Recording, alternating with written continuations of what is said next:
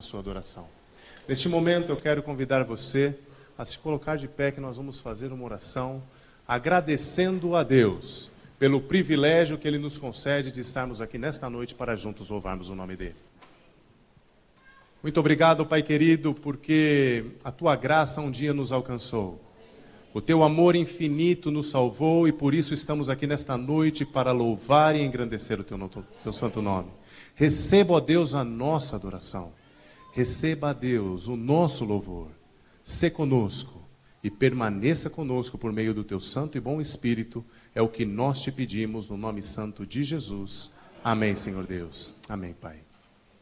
Neste momento nós entraremos na parte principal do nosso programa. É o momento onde a mensagem será falada, será pregada. O momento onde o Senhor Jesus trará um recado especial para cada um de nós, para cada um de vocês que vieram aqui essa noite. Assentados como estamos, crendo que a presença do Senhor se faz presente em nosso meio, nós vamos entoar o hino Teu Santo Nome. Medite na letra desse hino. Cante com o seu coração. Esse hino que é um sermão em forma de música. Que o Santo Espírito prepare o teu coração para ouvir a mensagem dos céus que o Senhor preparou para você nessa noite. Todo ser que vive, ouve o nome do Senhor. Toda criatura se derrame aos seus pés. Ao som da sua voz, o universo se desfaz. Não há outro nome comparado ao grande eu sou. E mesmo sendo pó, E mesmo sendo pó, com tudo que há em mim, confessarei que céus e terra passarão, mas o teu nome é eterno. Todo joelho ao ouvir teu nome, teu santo nome, todo ser confessará, louvado seja o teu nome, teu santo nome. Todo joelho dobrará ao ouvir teu nome, teu santo nome. Todo ser confessará, louvado seja o teu nome, teu santo nome. E mesmo sendo pó, com tudo que há em mim, confessarei que céus e terra passarão, mas o teu nome é eterno. Todo joelho dobrará ao ouvir teu nome, teu santo nome. Todo ser confessará, louvado seja o teu nome, teu santo nome.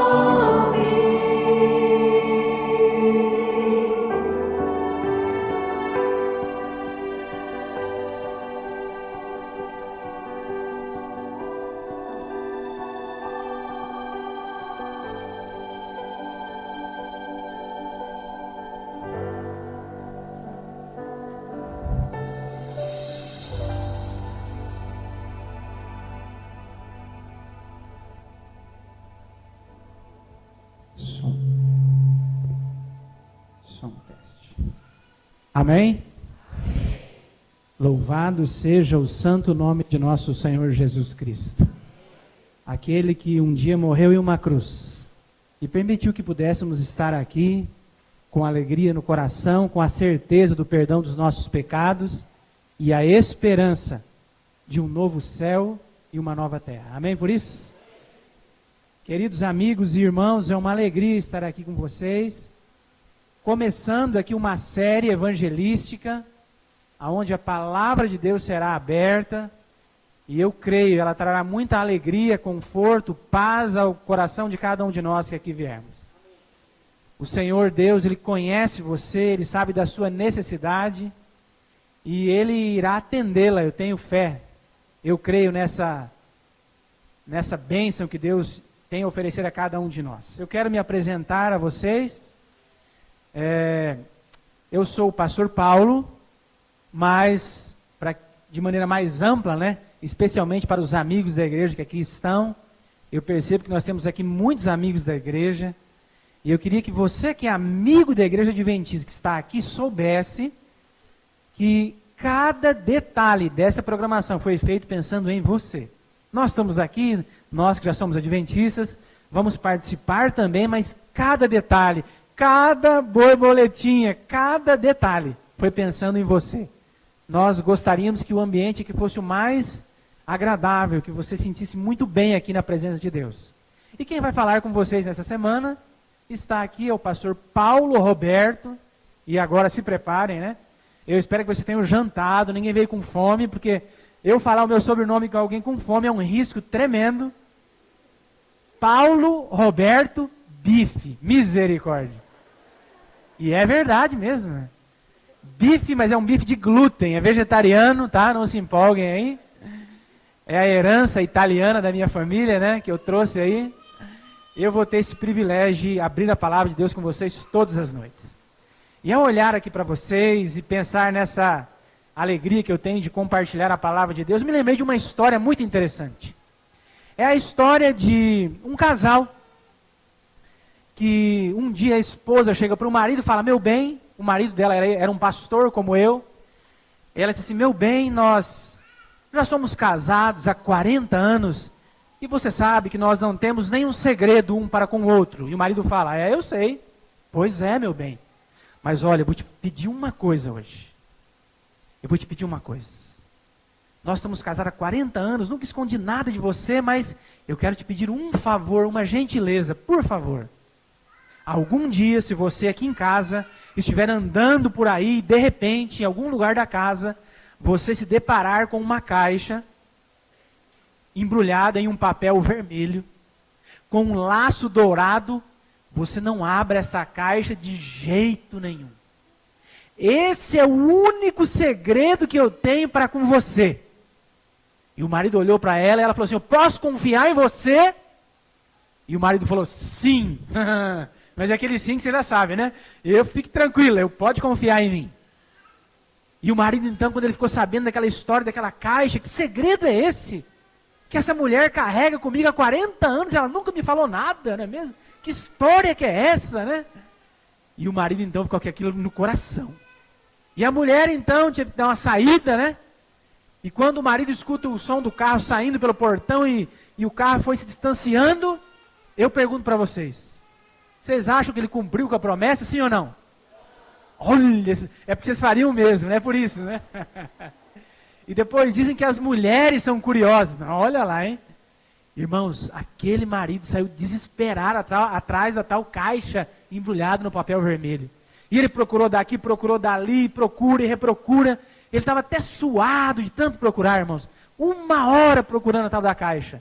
Quando de repente, ele chega lá no guarda-roupa da esposa, ele abre assim, os vestidos, ele viu lá no fundo uma pontinha vermelha. E aí que ele abriu, ele olhou, a tal da caixa vermelha. E o laço dourado. E ele pegou aquela caixa nas mãos e falou assim: que segredo é esse? De 40 anos. E agora ele ficou: abro ou não abro? Abro ou não abro? O que vocês acham? Ele abriu ou não abriu, irmãos? Vocês abririam também, né? Irmãos, ele tirou com cuidado aquele laço, ele poderia amarrar igualzinho depois, né? Tirou com cuidado e abriu aquela caixa. Irmãos, que surpresa ele teve.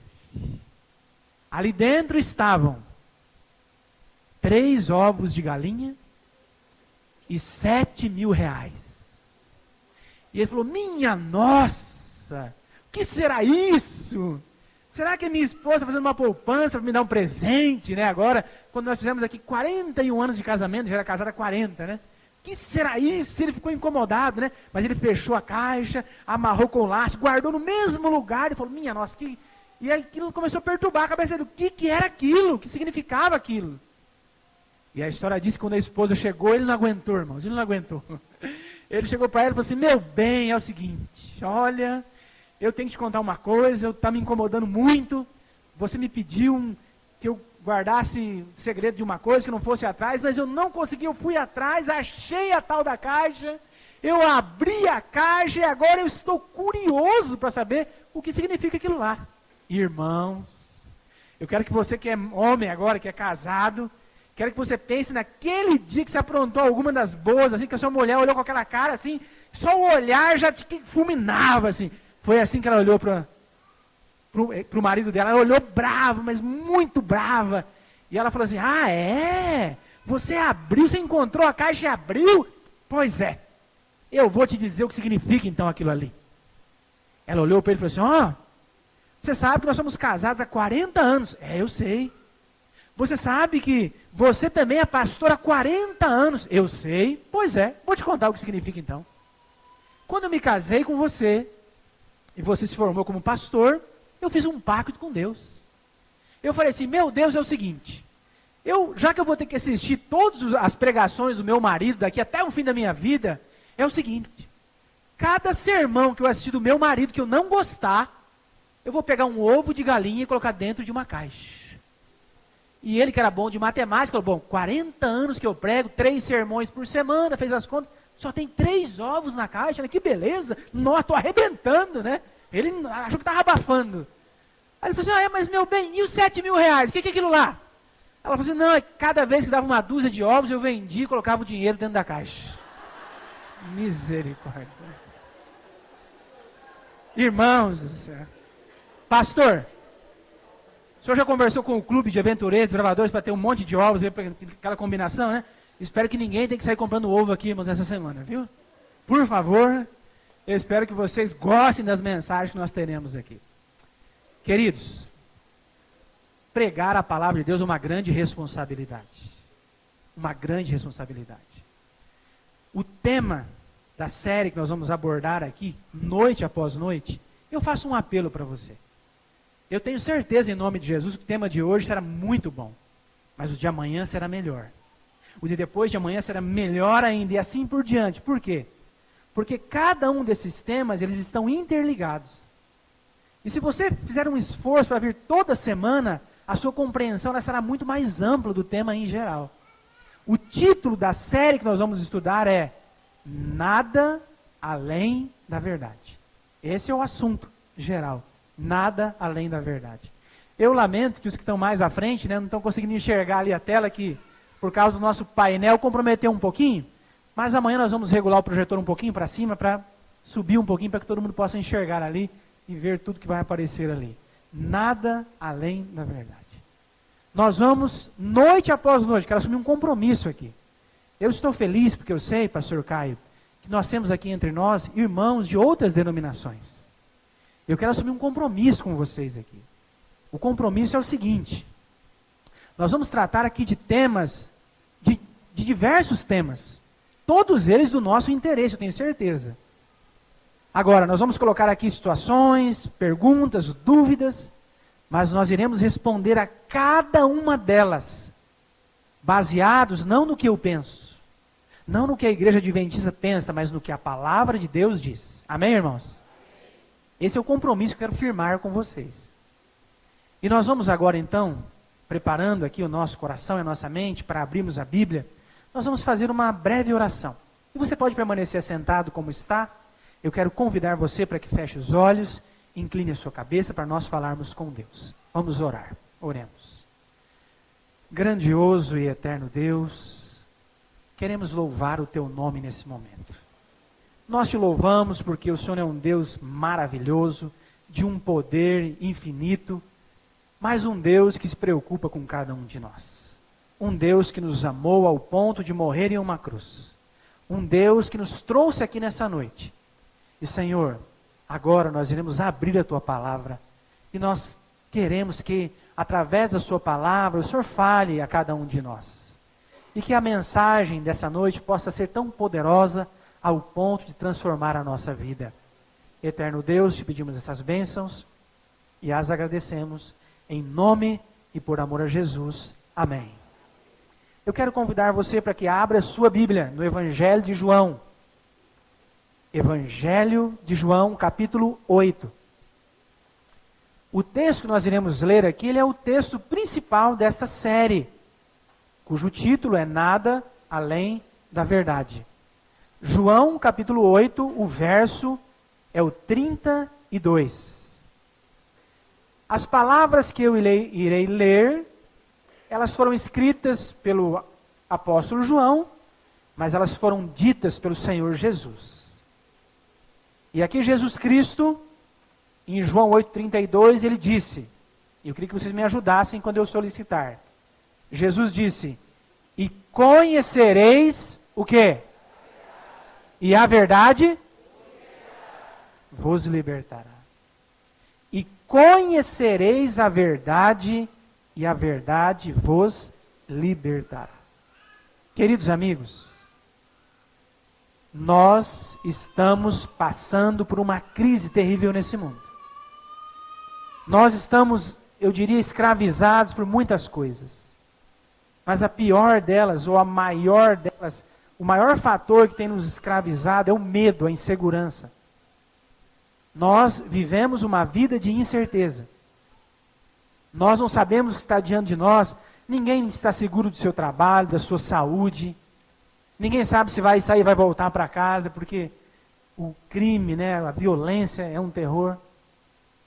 E aí Jesus olha para mim e para você e fala assim, meu filho, você quer se libertar desse medo, dessa incerteza, dessa angústia que assola o seu coração? E Jesus então ele dá a receita para mim e para você, ele fala, olha, você precisa conhecer a verdade.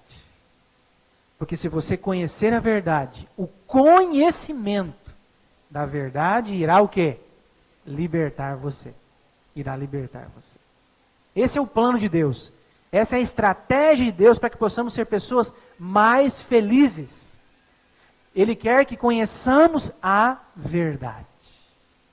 Mas aí eu pergunto agora. Bom, pastor, eu quero conhecer a verdade. Porque eu quero ser uma pessoa feliz. Eu quero me libertar desse medo, dessa incerteza, de todas as coisas ruins que o mundo oferece. Mas, pastor, o que é a verdade? É uma pergunta importante. Porque se você sair fazendo uma pesquisa aí afora, eu tenho certeza que muitas pessoas vão ter respostas diferentes. Hoje em dia nós vivemos em um mundo do relativismo. O que é isso, o relativismo? Relativismo é o seguinte, o que é certo para um não é para o outro. O que é para um não é para o outro e assim por diante. Mas para nós cristãos, não é assim.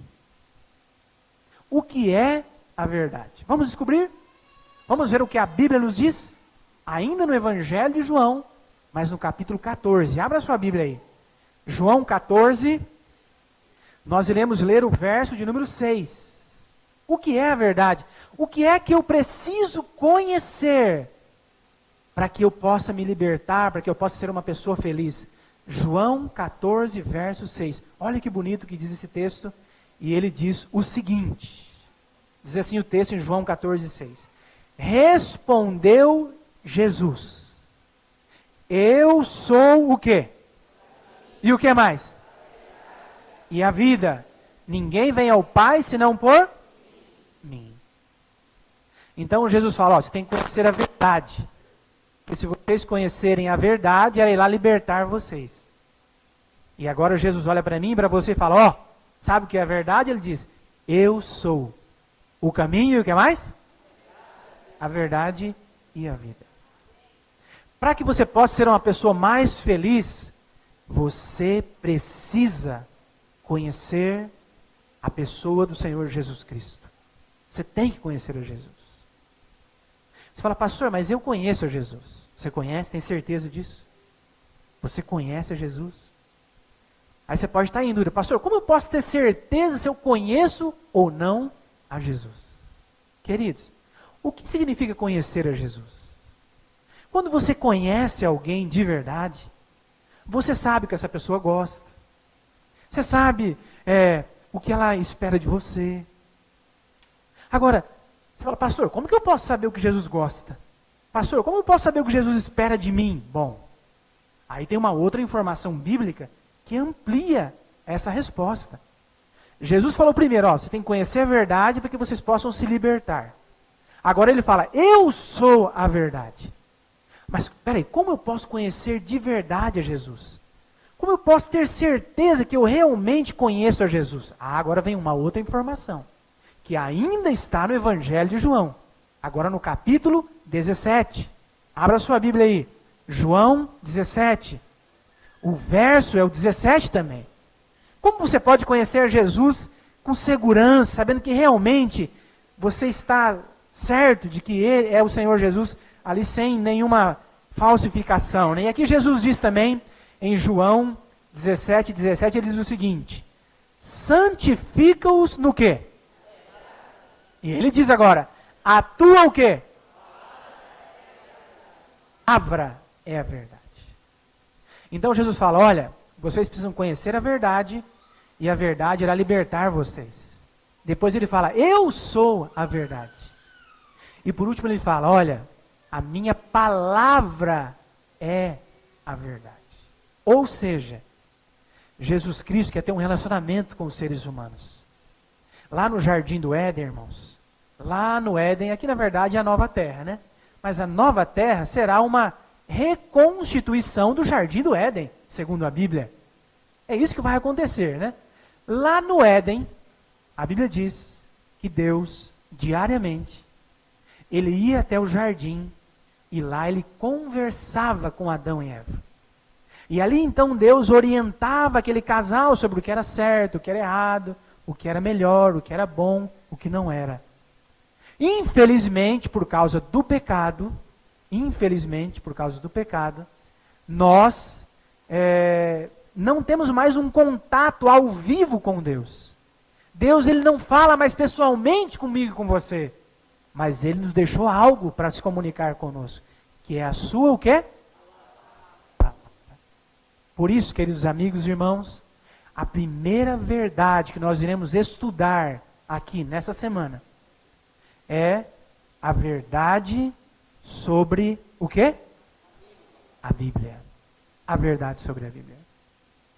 Esse é o tema dessa noite.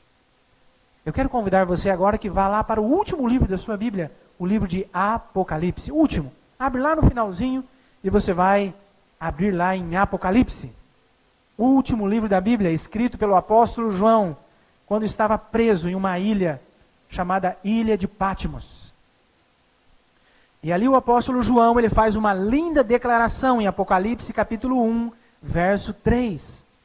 Falando sobre a importância da Bíblia na vida de um cristão. E ali João, então, ele diz, em Apocalipse 1, verso 3, ele disse as seguintes palavras. Ele começa dizendo ali, Apocalipse 1, verso 3. Bem-aventurado, ou seja, feliz. Que a palavra bem-aventurado, ela é um sinônimo de feliz. E ele diz, feliz é aquele que o quê? Que lê.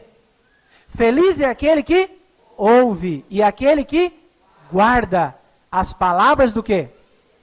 Deste livro. Porque o tempo está próximo.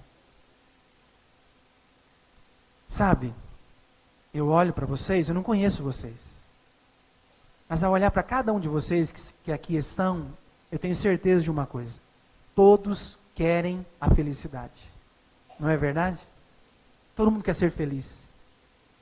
Quando eu olho para os pais, felicidade para pai o que é? Ver o filho bem. Ver o filho ali, né? Num bom caminho. Quando eu olho para um casal, eu falo, o casal quer se dar bem um com o outro. Quando eu olho para você, que é solteiro, né? Quer arrumar um namorado, ô glória, né? Quer ser feliz. Todo mundo quer ser feliz. Agora, O apóstolo João, inspirado por Deus, ele fala, você quer ser feliz? Então tá, vou te dar a receita. Ele fala, feliz é aquele que lê. Feliz é aquele que ouve e guarda, ou seja, obedece às palavras deste livro aqui. E ele explica o porquê. Ele fala, porque o tempo está próximo. Que tempo? O tempo da volta de Jesus. O tempo onde esse mundo como nós conhecemos não existirá mais. Mas um outro muito melhor será dado àqueles que são fiéis a Deus. Aqueles que conhecem a Jesus e obedecem a sua palavra. Feliz é aquele que lê, aquele que ouve e obedece a Bíblia. E eu faço um apelo para vocês, queridos.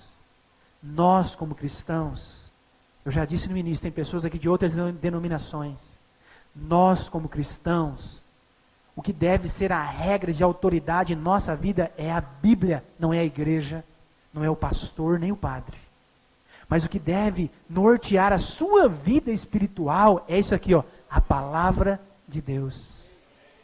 Aí alguém fala, pastor, mas Bíblia já é um negócio ultrapassado.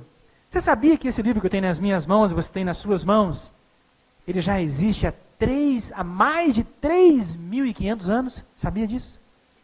A Bíblia existe há mais de 3.500 anos. Na verdade, a Bíblia é uma coleção de 66 livros, escritos por aproximadamente 44 autores diferentes. O que mais escreveu livros da Bíblia é o apóstolo Paulo. Alguns teólogos acreditam que são 13 no total. A Bíblia, desde o livro de Gênesis até o Apocalipse, demorou para ficar pronta 1.600 anos. Pessoas que escreveram a Bíblia eram pessoas totalmente diferentes umas das outras. Algumas eram muito nobres, como Davi e Salomão, eles eram reis. Outras eram muito simples, como Pedro e João, que eram pescadores. Nem mesmo eram pessoas até mesmo iletradas. E até mesmo um boiadeiro escreveu um livro da Bíblia, o profeta Amós. Mas apesar de tudo isso, a palavra de Deus é perfeita, maravilhosa, harmônica e super atual. Mas pastor, e aquelas pessoas que dizem que a Bíblia é só para pessoas ignorantes, sem cultura e tal? Bom, eu quero colocar para vocês aqui o que é que 3 pessoas importantes da história pensavam sobre a Bíblia. Eu poderia colocar centenas, eu vou colocar apenas 3. A primeira delas, Napoleão Bonaparte, líder da Revolução Francesa. Não sei se você sabe, mas a Revolução Francesa, um dos pilares dessa revolução, eles aboliram a Deus da França.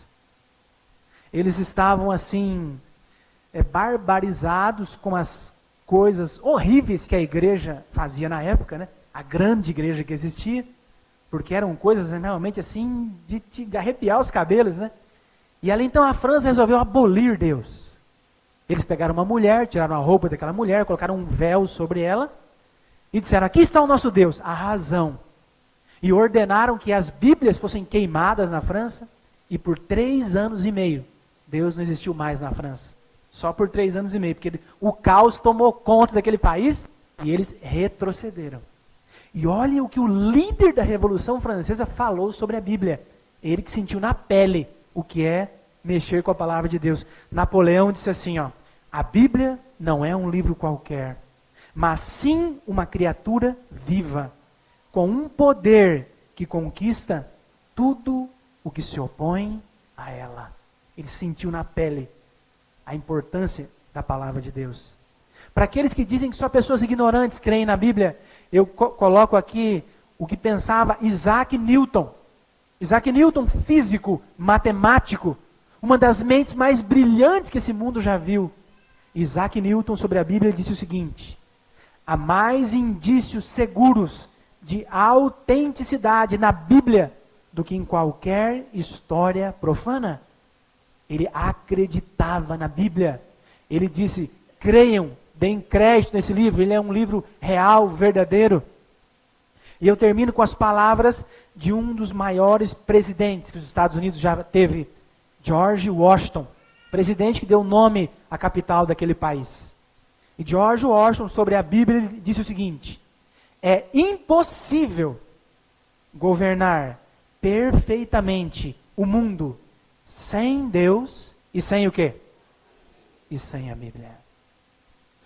É impossível governar o mundo sem Deus e sem a Bíblia. Eu quero fazer uma pergunta para você. Uma pergunta para você que está enfrentando dificuldades. Não tenha medo de falar, puxa, como que ele sabe que eu estou enfrentando dificuldades? Irmãos, todos nós temos dificuldades. Quem é que não tem dificuldades? Quem é que não passa por provas, por lutas? E eu quero fazer uma pergunta para você.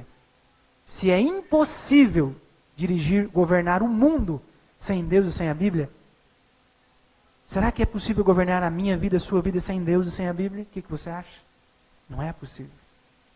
Satanás tem procurado nos distanciar cada vez mais da palavra de Deus. Queridos, as pessoas hoje não conhecem mais a Bíblia. As pessoas que eu falo são os cristãos. Os cristãos não conhecem a Bíblia. Olha, se eu fizesse 10 perguntinhas básicas aqui de primário, de Bíblia, muita gente não saberia.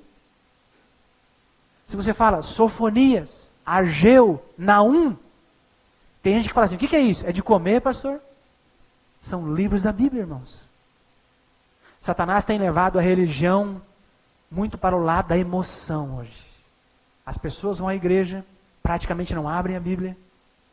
A sua fé é baseada muito na emoção, em cantar músicas bonitas, em ver ali alguma coisa sensacionalista, né? Uma ação sobrenatural, não sei, um milagre, uma cura, expulsar um demônio, alguma coisa desse tipo. Mas a palavra de Deus não tem sido mais estudada. Irmãos, ler um verso da Bíblia e fazer uma meditaçãozinha sobre ele é uma coisa. Estudar a Bíblia é outra coisa. Muito diferente. E Deus espera que nós, como cristãos, conheçamos profundamente a sua palavra. E possamos defender a nossa fé. Quando alguém pergunta para você, por que você faz isso? Vamos imaginar que você está lá na faculdade, lá na sua faculdade. Você é cristão e a maioria não é. E aí você tem um comportamento que é diferente da maioria. Porque cristão, irmãos, cristão é diferente. Se você não é diferente, tem alguma coisa errada com você. Cristão é diferente. Aí o camarada fala, por que você faz isso? Se a sua resposta for, porque a minha igreja diz, porque o pastor falou, você é um cristão muito mais ou menos. Você tem que dizer assim, eu faço isso porque a palavra de Deus diz. Nós temos que conhecer, nós temos que argumentar a razão de nossa fé. Aí você fala, mas pastor, por que eu preciso estudar a Bíblia? E eu vou te dar uma razão muito importante. Ou eu vou apresentar o que é que Jesus fala sobre pessoas que não estudam a Bíblia. Porque há até mesmo, queridos irmãos, igrejas, religiões que ensinam que é pecado estudar a Bíblia. Eles dizem que você não pode estudar a Bíblia de maneira inteligente, você estudar, pega um texto aí, não, você tem que pegar e abriu ali, colocou o dedo, pronto. É a tal da revelação. Irmãos, não é assim que funciona. Diz que um camarada estava em dúvida, qual a metodologia que eu vou aplicar na minha vida sobre a Bíblia, né? Eu vou ir pela revelação, que é você fecha, abre, né? Coloca o dedo, lê ali, pronto, Deus me falou. Ou você vai estudar, pesquisar de maneira inteligente. Bom, sobre a morte, o que Deus fala sobre a morte? Vamos ver, João fala isso sobre a morte, Paulo fala aquilo, reúne todos os textos e tira ali uma... Aí o camarada está vindo, o que eu faço? Revelação ou estudo? Eu acho que vou pela revelação. Aí ele pegou e foi fazer um teste, né, irmãos? Fechou a Bíblia, abriu, colocou o dedo e leu. E estava escrito assim, então Judas tomando uma corda se enforcou. Fechou na hora, falou, nossa, acho que eu não vou para esse caminho não. Não, peraí, não, acho que eu vou fazer mais um teste, só mais um teste. Aí ele abriu, irmãos, a Bíblia e leu assim, aquilo que tem que fazer, faça-o depressa. Ele fechou, falou, não, chega, não, acho que eu vou estudar que é o melhor. Irmãos, com certeza, Deus é um Deus inteligente, um Deus maravilhoso, e aqui, Ele nos deixou um manual de vida. A Bíblia, irmãos, não é para colocar foto de parente e fechar para proteger, que não vai proteger, irmãos. Não é para abrir no Salmo 23 ou 91 lá na estante, achando que isso aqui vai ser um amuleto na sua casa, que não é amuleto. A Bíblia é um manual de vida. com orientações seguras de Deus para todas as áreas da nossa vida. E Jesus Cristo, em Mateus 22, 29, ele disse, respondeu-lhe Jesus, errais, não conhecendo o quê? E nem o poder de Deus. Aí você pergunta, pastor, por que eu tenho que estudar a Bíblia? Eu vou te dar algumas razões. Eu faço uma pergunta para vocês, como é que eu construo o meu futuro? Através do quê? É o acaso? Vai acontecer porque vai acontecer? Como é que eu construo o meu futuro? Primeiro, quando que eu construo o meu futuro? Quando? Hoje, exato. E como? Através das minhas o quê? Decisões. Então eu tenho que tomar decisões constantemente, não é verdade? Você, a senhora hoje, né? Chegou uma hora, eu vou ou não vou na igreja? Não chegou essa hora de tomar essa decisão? A senhora decidiu vir. Poderia ter decidido, eu não vou. Ou seja, nós somos livres. Agora eu quero que vocês entendam isso. Nós construímos o nosso futuro pelas decisões que nós tomamos hoje, aqui e agora. Então, como a nossa vida é assim, por que eu tenho que conhecer a Bíblia? Simples. Eu vou dar 2 textos para vocês. O primeiro é Provérbios 14, verso 12. Esse texto é muito importante. Queridos, nós como seres humanos, a maior desgraça do pecado é que o pecado nos separou de Deus. Nós estamos distantes de Deus. E o ser humano tem uma tendência de decidir baseado no que ele acha, no que ele pensa. O ser humano, ele pensa que ele sabe das coisas. Você sabia disso? Nós somos assim. E olha o que a Bíblia fala em Provérbios 14, verso 12. Diz assim a palavra de Deus. Ela diz assim, há caminhos que ao homem parecem o quê? Direitos. Mas o fim deles são caminhos do quê? De morte. Então Deus olha para você e fala assim, meu filho, é o seguinte. Você constrói o seu futuro através das suas decisões. E vai ter muitas vezes na sua vida que quando você for tomar uma decisão, aquilo que você acha que é certo, não é. Porque lá na frente você vai se dar o quê? Mal. Então, aquele caminho que você pensa, não, esse é o melhor. Se você, querido, se você quiser construir a sua vida, nortear a sua vida, tomar suas decisões baseadas no que você pensa, você corre um sério risco. Grave risco. Ah, não, pastor, mas eu tenho experiência, pastor. Pastor, o meu coração está me dizendo que eu tenho que fazer isso. Ah, é? Então vai agora em Jeremias. Abre aí. 17, verso 9. Jeremias, um pouquinho para frente. Olha que texto importante esse. Jeremias 17, verso 9. Olha o que a Bíblia fala sobre o nosso coração.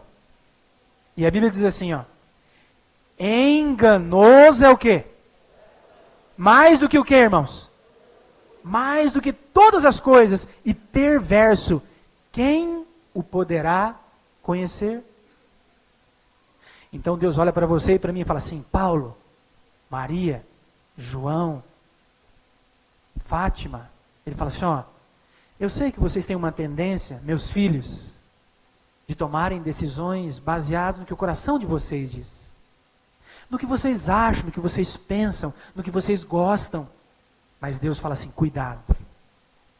Porque se tem uma coisa terrível, é o coração do ser humano. Se tem algo mortal, é o coração de vocês. Porque, irmãos, o nosso coração, ele é pecaminoso. O nosso coração, de maneira natural, ele vai nos levar a fazer o que é certo ou errado? Errado. Então eu não posso dirigir a minha vida pelo que eu acho, pelo que eu penso. Eu não posso tomar decisões baseadas na minha experiência. Eu até posso, porque eu sou livre. Mas se eu fizer isso, eu vou me dar mal. Ou a probabilidade de eu me dar mal, ela é muito, muito, muito grande. E aí Deus tem um conselho para mim e para você. Está no Salmo 119, verso 105. É um texto muito conhecido. Salmo 119, verso 105. E aqui Deus, então, ele dá a dica. Ele fala, ó, não é para você confiar no seu coração, em você mesmo. Ele diz aonde você deve confiar. Ele diz aqui, lâmpada para os meus pés é a tua o quê? Palavra. E luz para os meus caminhos. Deus fala, meu filho, você quer viver uma vida da melhor maneira possível nesse mundo? Eu quero que vocês entendam o que eu vou dizer aqui agora, irmãos. O sermão de hoje, o desafio de hoje que eu quero fazer para você é que você confie na Bíblia. Eu quero que ao você sair daqui hoje à noite, você saia com a seguinte ideia: eu preciso conhecer mais a Bíblia. Eu preciso nortear a minha vida pelo que a Bíblia diz. E Deus fala, meu filho, você não pode confiar no seu coração. Você está vivendo em um período da história muito difícil, onde as pessoas, o mundo em si, os conceitos que o mundo apresenta são totalmente contrários aos meus conceitos. E Deus fala, para te guiar nesse mundo, eu tenho uma lâmpada, eu tenho uma luz. E essa lâmpada e essa luz é a minha o quê? Palavra.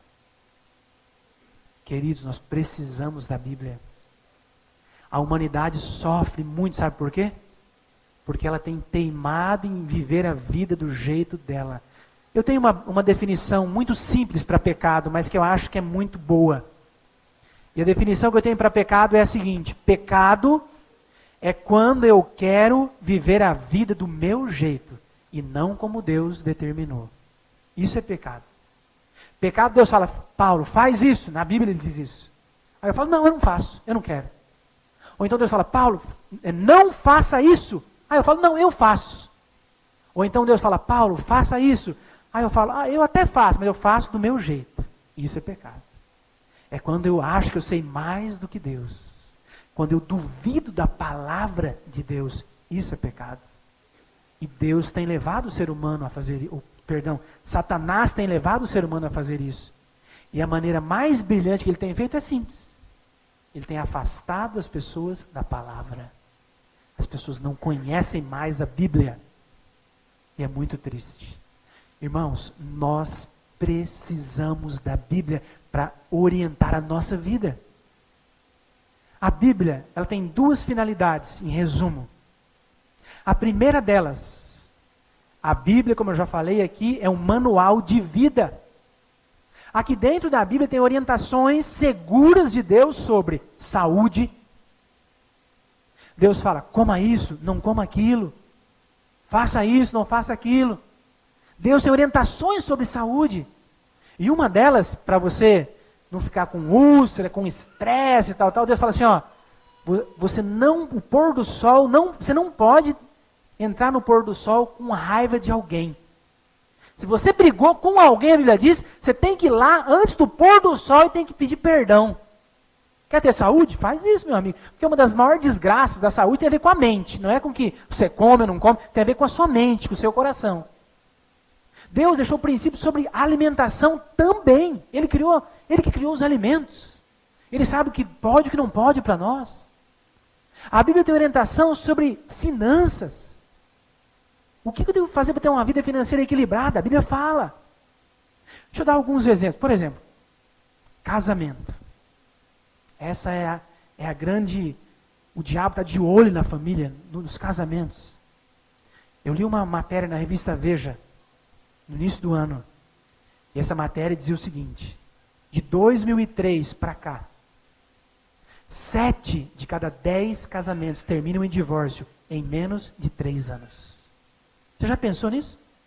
7 de cada 10 terminam em divórcio em menos de 3 anos. Pastor, como que o meu casamento pode durar mais? Aqui diz, ó, a Bíblia diz.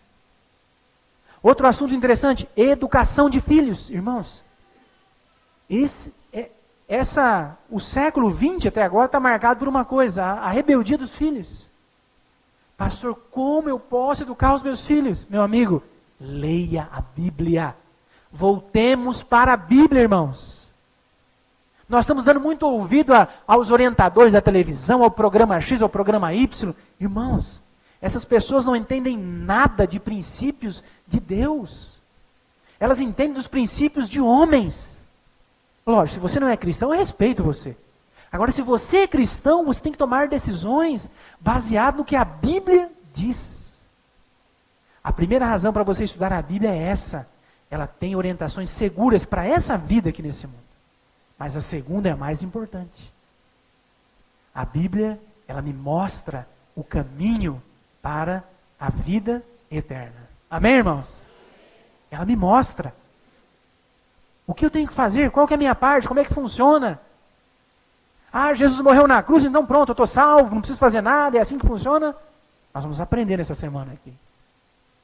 Bom, mas indo para a parte final da mensagem. Qual o principal propósito da Bíblia para a minha vida? Porque eu vou ser bem franco com você. Por mais que no final eu vou fazer um apelo para você, dizer, Senhor Deus, eu creio na Bíblia. Eu quero tomar uma decisão de a minha vida a partir de agora ser dirigida totalmente pela sua palavra. Eu vou te informar. Se você tomar essa decisão, e se a sua vida for dirigida 100% pelo que a Bíblia diz, a sua vida não será um mar de rosas, como eu ouço falar por aí. Você não vai ficar rico, necessariamente, obrigatoriamente, né? Estou dizendo que não vai ficar, de jeito nenhum. Irmãos, Deus não promete riqueza para ninguém. Para ninguém. O que ele promete é o seguinte, Salomão disse, fui jovem e sou velho, e nunca vi um justo o quê? Desamparado a mendigar o pão. Isso ele promete para você. Ora, a riqueza, pelo contrário. Jesus diz que é mais fácil um camelo passar no fundo de uma agulha do que um rico para o reino dos céus. Então, irmãos, essa história de que se você... Ah, não, se você é fiel, sua vida tem que ser um mar de rosas. Isso é coisa do diabo. O prêmio que Deus tem para você, sabe qual é? Está lá em João 3,16. Ele disse, porque Deus amou o mundo de tal maneira, que deu o seu único filho, para que todo aquele que nele crer não pereça, mas fique rico. Mas tenha a cura de um câncer. Não é? O que tem? A vida eterna. Entendam isso, tá, queridos?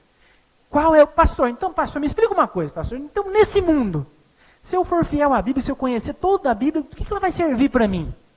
Ah, agora vem um texto bonito, que é Romanos 15, verso 4. Abra sua Bíblia em Romanos, capítulo 15, verso 4. Olha o principal propósito da Bíblia, segundo o apóstolo Paulo. E aqui ele disse o seguinte, ele disse assim, ó, pois tudo quanto outrora foi escrito. Vou dar mais um minutinho para que eu ouço algumas folhas se mexendo ainda. Romanos 15, verso 4. Abra a sua Bíblia, é importante você abri-la.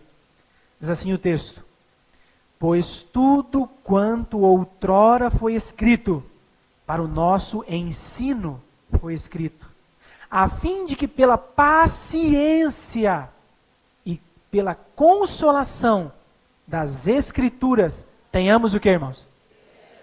Esperança.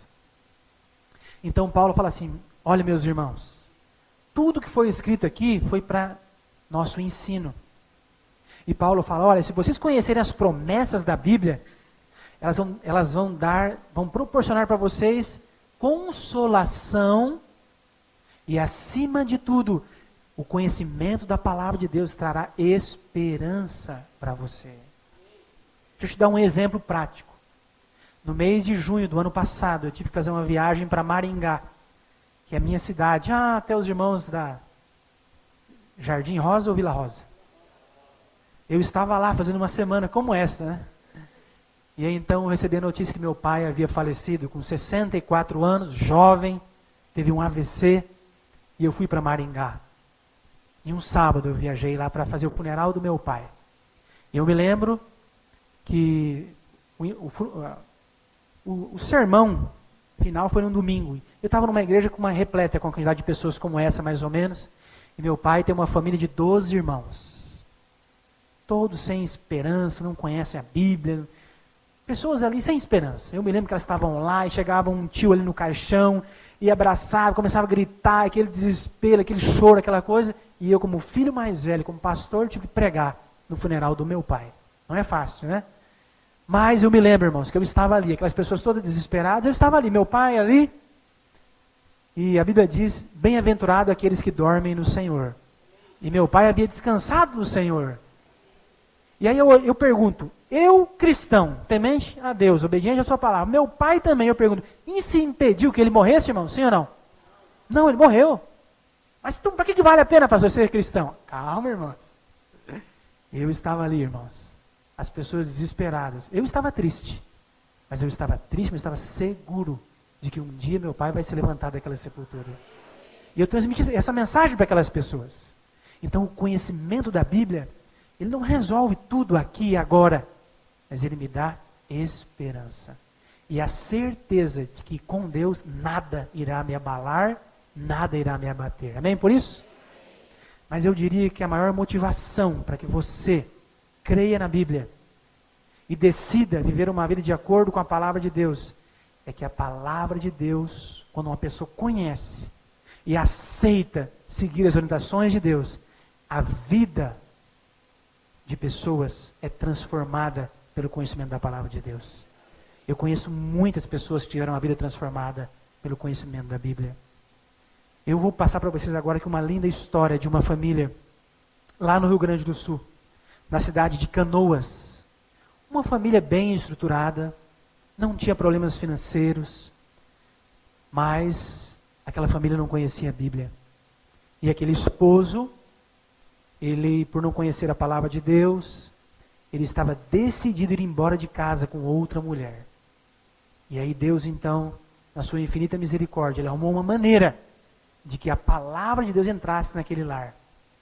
E eu vou passar a história aqui. Quem não puder ver aqui da frente, totalmente, pelo menos ouça a história.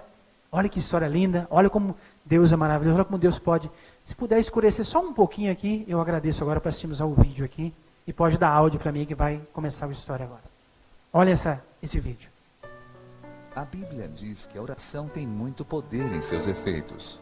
A família de Marilete em Canoas, no Rio Grande do Sul, comprovou isso na prática.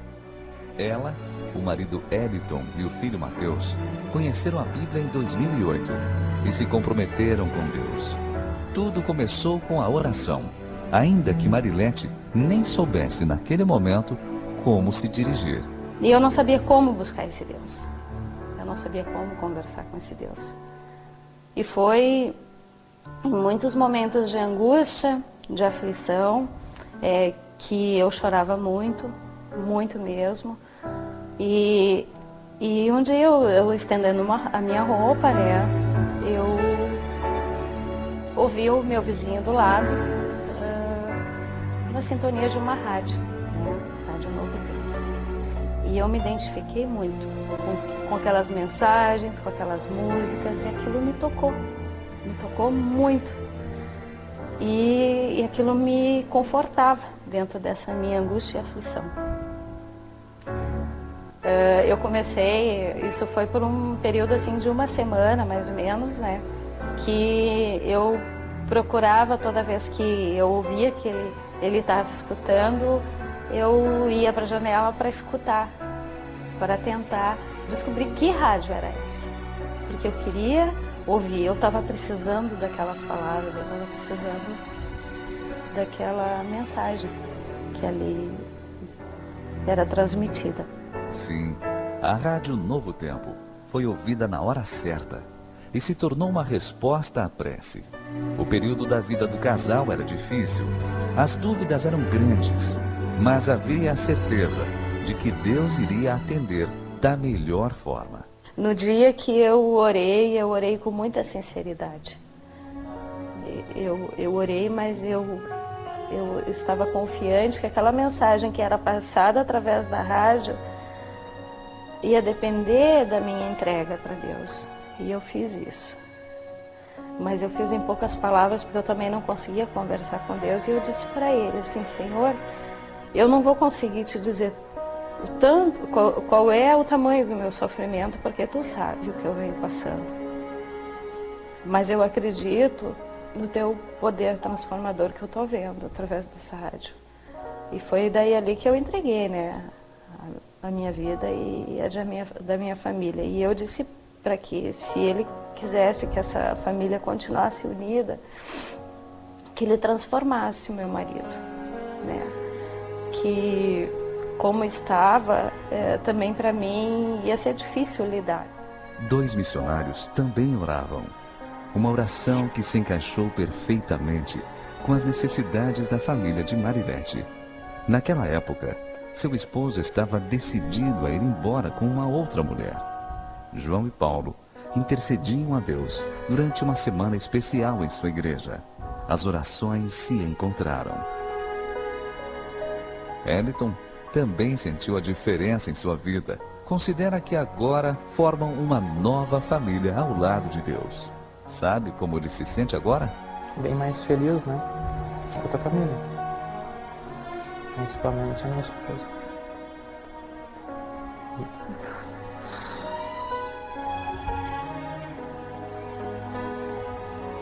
Bem diferente. Muito mais feliz.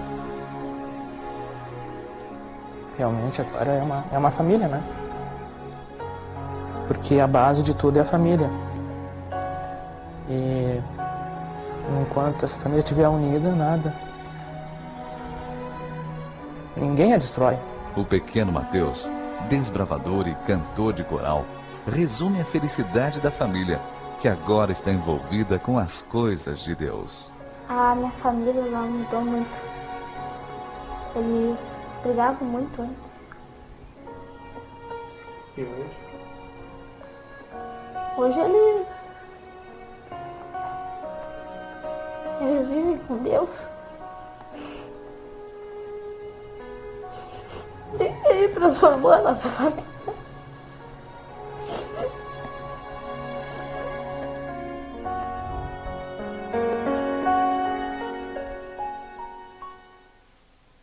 Pode deixar as luzes assim, tá? Esse Deus maravilhoso, Ele tem o poder de transformar a vida das pessoas. Eu diria que é o sonho de Deus. Deus gostaria que todos tivessem a vida transformada pelo seu poder. Na verdade, Ele trouxe você aqui porque Ele tem essa expectativa com você. Eu diria que Ele está muito ansioso para fazer parte da sua vida. Ele está ansioso para, assim como Ele fez na família do pequeno Mateus, Ele também quer fazer na sua vida. E é interessante quando uma pessoa, ela permite que Deus dirija a sua vida, não é só a vida dela que é transformada, é a de todos. A esposa, o esposo, os familiares, os vizinhos, porque a palavra de Deus, ela é maravilhosa. Aí você pode perguntar, mas pastor, se esse é o sonho de Deus, por que Ele não faz parte da vida de todos então? Por que Deus não atua na vida de todas as famílias, Senhor Deus? Por que Ele não faz isso? Ah, tem uma explicação. Eu quero ler aqui agora Apocalipse 3, verso 20. Porque aqui está o segredo, está a razão. Por que é que Deus, Ele não tem atuado e transformado a vida de todas as famílias, se esse é o sonho dEle? E aqui o texto diz assim, Apocalipse 3, verso 20 diz assim: Eis que estou à porta e o quê? E bato. Se alguém ouvir a minha voz e abrir a porta, entrarei em sua casa, cearei com ele e ele comigo. Aqui está o segredo. Esse é o sonho de Deus. Mas Deus, Ele respeita a minha e a sua opinião. Deus, Ele quer entrar na sua vida. Ele quer mudar a sua vida. Mas a Bíblia diz que Deus, Ele tem um limite. E qual é o limite? Deus, Ele cria condições diversas, em um dia, no outro dia, muitas vezes, Ele dá a você a oportunidade de você dizer: Senhor, eu estou ouvindo o Senhor bater a porta do meu coração, e eu quero que o Senhor faça parte da minha vida.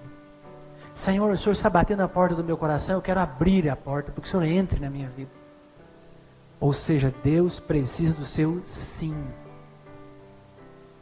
A salvação, queridos, é um presente de Deus. Mas a salvação, por mais que Ele tenha morrido na cruz por você, Quem vai decidir é você. Ele não pode te obrigar a se salvar. Ele não pode fazer com você. Não, você tem que se salvar na marra. Eu vou entrar e acabou. Ele respeita você. Eu estou muito feliz nessa noite.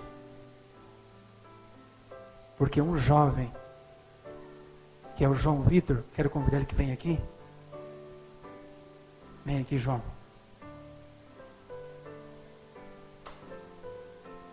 Isso. Aqui está o João. Esse jovem, ele ouviu Deus bater a porta do coração dele. Ele estudou a Bíblia. Descobriu as verdades maravilhosas que estão contidas na palavra de Deus. E ele então hoje, nessa noite, publicamente, ele vai oficializar a entrega da vida dele a Deus. Isso no cristianismo se dá através do batismo. Eu vou pedir ao Marcos que auxilie ele a entrar no tanque ali, Marcos. Agora o João vai entrar dentro do tanque. Eu vou convidar a Gabi, que vai cantar um hino especial. Enquanto ela canta esse hino, eu vou me trocar para realizar o batismo do João Vitor. E logo após nós teremos o batismo. E vamos continuar. E vamos terminar a nossa mensagem.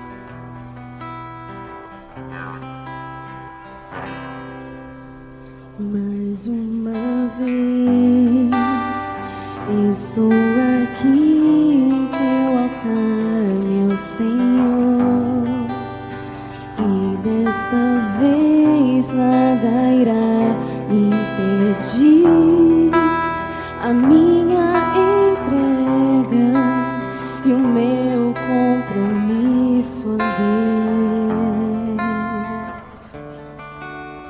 Mais uma vez, e desta vez mais decidido estou. Prepare a festa e os detalhes no céu, pois eu decidi, vou me entregar.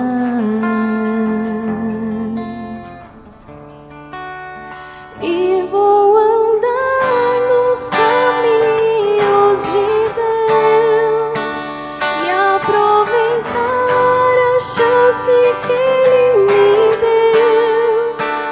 E não há nada que vai impedir. Hoje eu digo, mais uma vez estou aqui em teu altar, meu Senhor, e desta vez nada irá impedir a minha entrega e o meu compromisso, ó Deus.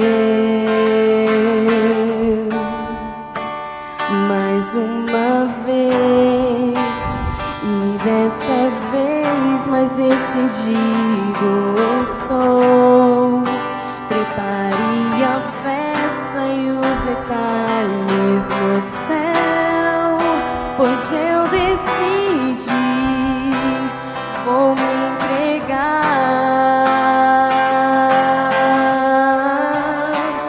E vou andar nos caminhos de Deus e aproveitar a chance que Ele me deu. E não há nada que vai me impedir. Hoje eu digo,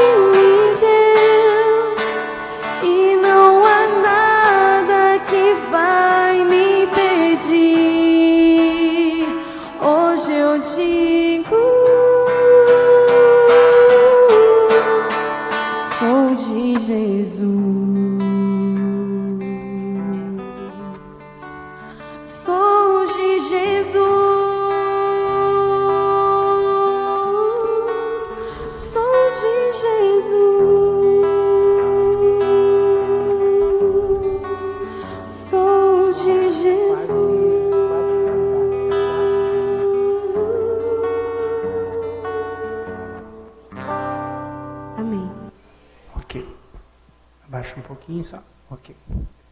Pode devolver o meu áudio. Pode ficar por enquanto em pé, só um pouquinho, João. Devolver o áudio ali do... Ele está ansioso, irmãos. Ele estava suando quando ele chegou aqui, né? O que eu achei bem interessante, João, ele é um jovem cristão. Ele já conhecia a palavra de Deus parcialmente. E ele teve uma oportunidade de conhecer profundamente. E o Marcos me contava do interesse, a sede dele pelo conhecimento da verdade.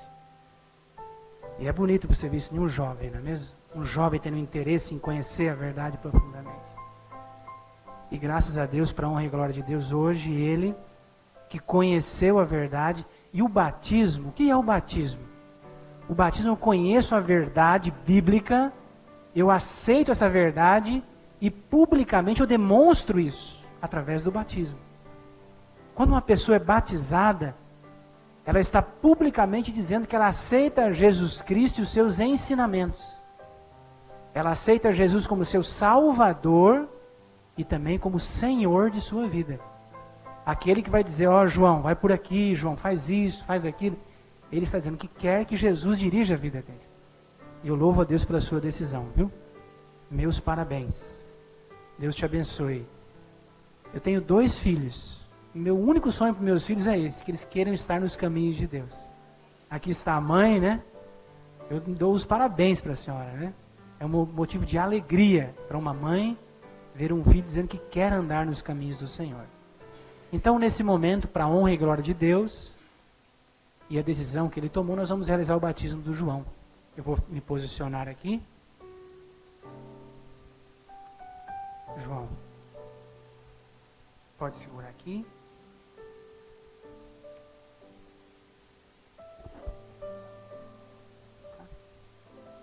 João, Jesus Cristo bateu a porta do seu coração, te alcançou e você disse sim ao chamado dele. E diante dessa linda decisão, para que os seus pecados sejam perdoados e para que haja um novo nascimento, eu, como ministro do Evangelho, o batizo em nome do Pai, do Filho e do Espírito Santo. Amém.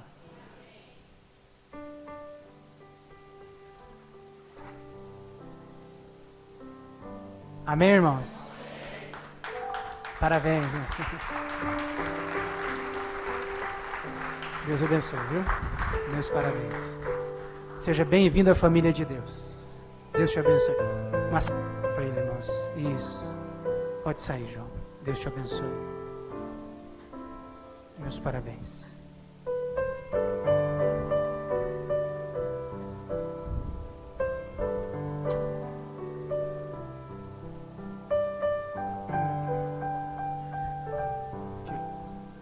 Queridos, nós chegamos ao final da nossa noite especial, a primeira noite. Eu diria que esse é o grande momento da noite. Porque você veio aqui, você ouviu a voz de Deus, você atendeu ao chamado dele e veio até a casa dele. Você aprendeu uma verdade hoje, a verdade sobre a Bíblia. Você entendeu a importância que a Bíblia tem na sua vida. Mas você sair daqui apenas com esse conhecimento, isso não será suficiente para que Deus possa transformar a sua vida, para que Ele possa atuar na sua vida.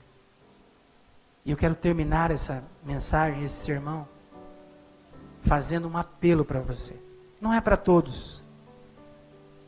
Esse apelo é apenas para você que é amigo da Igreja Adventista, que está estudando a Bíblia e que está tendo essa oportunidade de conhecer mais essa verdade maravilhosa que é a Palavra de Deus.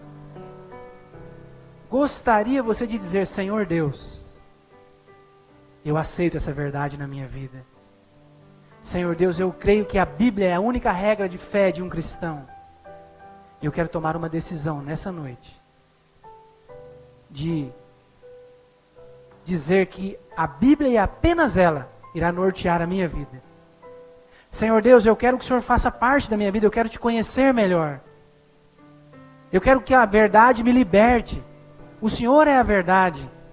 A sua palavra é a verdade. E eu quero que o Senhor atue na minha vida e da minha família.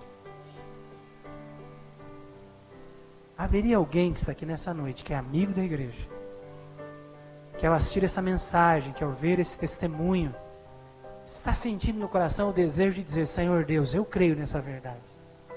E eu quero aceitar essa verdade para mim. Se houver, eu queria orar por você. Eu queria colocar a sua decisão nas mãos de Deus. E para que você manifeste essa decisão de aceitar essa verdade, eu queria desafiar você a ficar em pé e vir aqui à frente, bem pertinho de onde eu estou. Eu queria fazer uma oração, colocando a sua vida e a sua decisão nas mãos de Deus. Há alguém? Vem aqui, querida. Vem aqui, meu jovem. Deus seja louvado. Parabéns. Vinde a mim todos os que estão cansados e oprimidos. Pode vir aqui pertinho, eu quero cumprimentar vocês. Meus parabéns, viu? Deus te abençoe, meu irmão. Meus parabéns. Deus te abençoe, querida. Deus te abençoe, meu irmão. Olá. Deus te abençoe. Fique aqui. Fique, eu quero orar por vocês. Sabe, queridos, como eu falei, esse Deus que tem um poder infinito, um Deus que para Ele não há limites, Ele está ansioso para fazer parte da sua vida. Mas primeiro, você precisa crer. Primeiro você precisa confiar nele. Para que Deus faça a parte dele, você tem que dar um passo em direção a Ele. Deus, Ele quer fazer qualquer coisa que for preciso na sua vida. Até mesmo abrir o mar, como Ele abriu um dia para o povo de Israel. Se for preciso Ele falar por você. E eu quero, terminando essa programação, eu vou passar um videoclipe agora.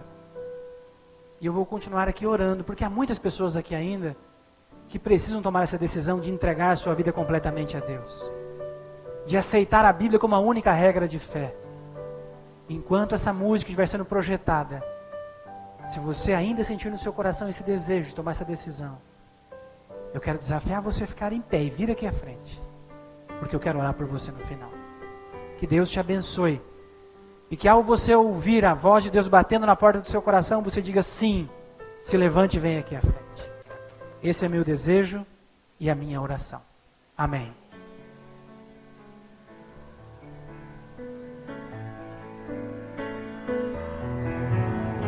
Deus pode fazer um milagre, Ele quer fazer um milagre.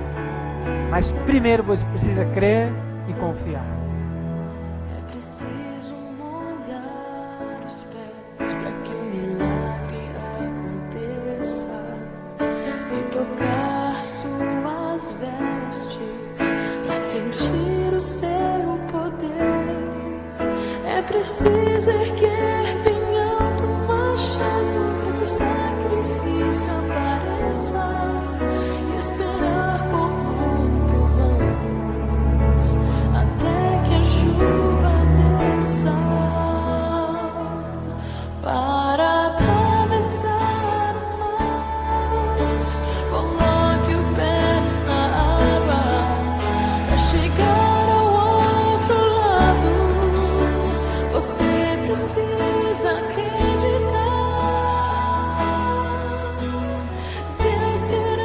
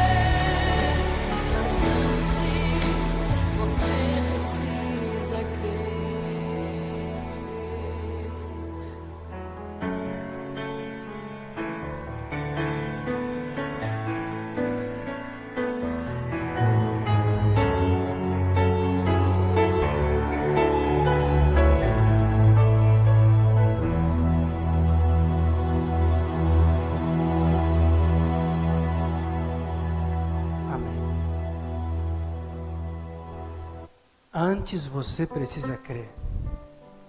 Eu quero orar por essas pessoas, mas eu quero perguntar mais uma vez: há mais alguém que está aqui que crê que a palavra de Deus tem o poder de transformar a vida de pessoas e que gostaria de dizer: Senhor Jesus, eu creio na sua palavra, eu creio que ela pode mudar a minha vida e eu quero dizer, eu quero demonstrar isso publicamente. Há mais alguém?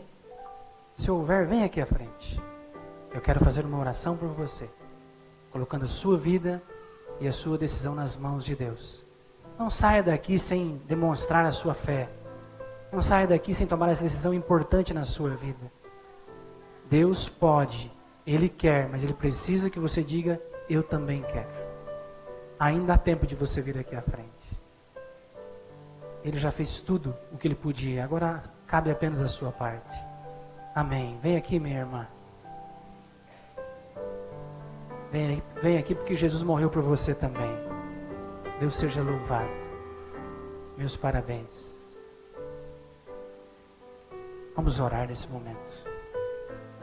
Senhor Deus, obrigado porque um dia Cristo veio a esse mundo e morreu por cada um de nós, pagando na cruz a dívida que tínhamos impagável. E ao pagar essa dívida, nos devolveu o direito de escolha. E Senhor, essas pessoas que vieram aqui à frente estão escolhendo te aceitar como Senhor e Salvador de suas vidas. Elas creem na tua palavra e creem que a tua palavra tem o poder de mudar a vida delas. Senhor, aceite a decisão e a entrega que elas estão fazendo nessa noite. Senhor, que o Senhor possa fazer parte da vida delas e de suas famílias, abençoando-as ricamente. É o que eu lhe peço e agradeço, em nome e por amor a Jesus. Amém. Amém. Deus abençoe vocês. Podem voltar para os seus lugares. Meus parabéns. Queridos, eu quero terminar agradecendo a todos pela presença de todos. Quero fazer uma rápida propaganda de amanhã. A partir de amanhã, nós vamos começar a desvendar algumas verdades muito importantes. O assunto de amanhã é a verdade sobre a lei de Deus. Será que a lei de Deus, os 10 mandamentos, ainda estão valendo? Ou será que lá na cruz, quando Cristo morreu, nós não precisamos mais guardá-los? Qual o papel dessa lei na minha vida e na sua vida? Vem amanhã e você irá descobrir. Nesse momento eu vou convidar o pastor Caio, juntamente com o João Vitor, para que possam estar à porta cumprimentando as pessoas. Hoje eu não poderei estar ali, mas eu agradeço a presença de todos, tá bom? A saída será orientada pelos diáconos, começando pelos últimos.